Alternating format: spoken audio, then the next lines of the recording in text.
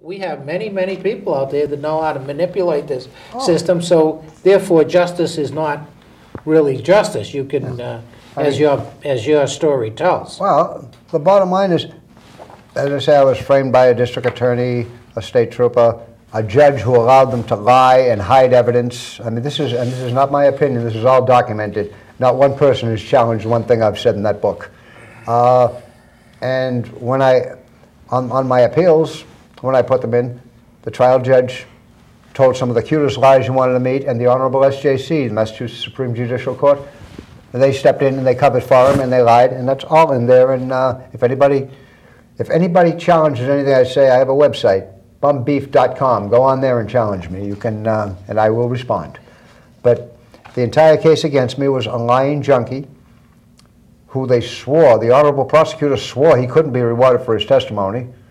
And he was doing 20 to 30, I think, and plus he had another couple of 20-year sentences with the feds. 1 month after I was found guilty, the same prosecutor swore to the jury that they couldn't reward him. He can't even see the parole board for another 11 years. Same prosecutor took him back in front of his original trial judge, and it was 2 days before Christmas. And as a Christmas present, they knocked out his old sentence and gave him a little one. And got all of his other things, he had other charges, got them all thrown out, and then the same prosecutor called the feds and got him an early parole, and so he went to the street. That was his testimony. And it took me 20 years to prove that they framed me, because every time I discovered new evidence, the Honorable Commonwealth of Massachusetts shipped me out of state to the feds. And every time the courts would order me back, they kept me in the hole with no D reports or anything. I did about 10 years in the feds and about 10 years in the hole. And because, as I said, I come up with all the new evidence. And ironically enough, most of the new evidence showed that all of the impartial evidence in the case was against the stool pigeon that testified against us. He beat up the guy that got killed a couple of days before that. They never told us that, but they knew it. Him and the guy that got killed both testified against each other at a grand jury, it's a federal thing. They kept all of that stuff from us. There's all kinds of stuff in there which you'll find. My point is, people don't realize the lengths that the the justice system can go to. My case is far from the only one. You have Peter Lamoni, Joe Savati, Louis Greco, and Henry Tamilio. 4 innocent guys that the feds framed, a federal agent named Paul Rico. He framed them in coercion with one of his stool pigeons who happened to do the killing. Actually, and 2 of his stool pigeons did the killing. Joe Barboza and Jimmy Fleming. This may be a little loud on the mic. Oh, I'm sorry. That's okay. I'm sorry. And everybody in the FBI knew, all the way up to the Honorable J. Edgar Hoover, they all knew not only that they were framing those 4 guys, but that Rico's stool pigeons had done the killing. And yet, for 30 years, none of the honorable feds came forward. And if it wasn't for the other rat, Whitey Bulger's case, none of it ever would have come out. Well, one of the things, and these are the problems with our justice system. It's not honest and fair system, and it's when we talk about capital punishment. And tonight we're talking about capital punishment, as Tambria knows, and Tambria is against capital punishment, and I go back and forth on the issue. I go back and forth. The way our system stands now and the way the justice system works, I am opposed to what has happened now. I guess I am, if the system could be designed in a way that I could be, I can understand the execution of people who do heinous crimes. But given our system the way it stands, with everything that's investigated about all the situations with so many people, how many innocent people we may have killed, I have to stand opposed to the way it is. And tonight we have I can't think of his last name, that's going to be executed. Well, he was born Williams. He's now Muhammad. Mohammed Williams, yeah, who was John Allen Muhammad. Mohammed, and would kill 10 people, and I will pray for him, but but I'm not sure that I am against him. In fact, I know I'm not against him taking the lethal injection, as I know you are. This is why this is such a difficult thing to debate.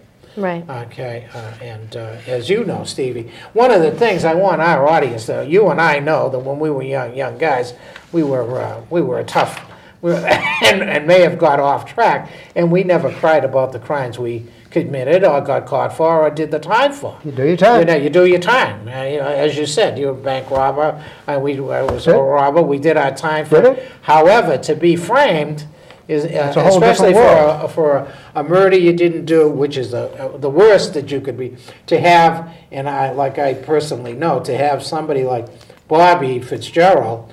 I found out later, obviously, that he was trying to put me in the electric chair, which is what we had up in Walpole at the time, all for his own benefit to get off. And he knew how to work the system, and he knew who law enforcement wanted to do. And your situation is really well, it was a bad one. And the book, I mean, that's what I want to talk about. The book talks about the legal.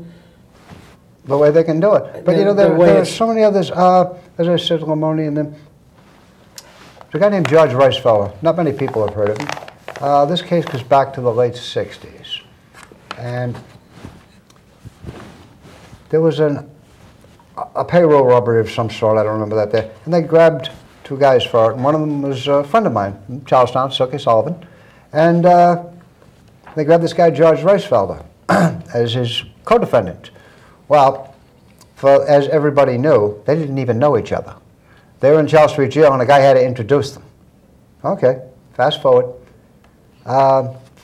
They get found guilty and get sentenced to life.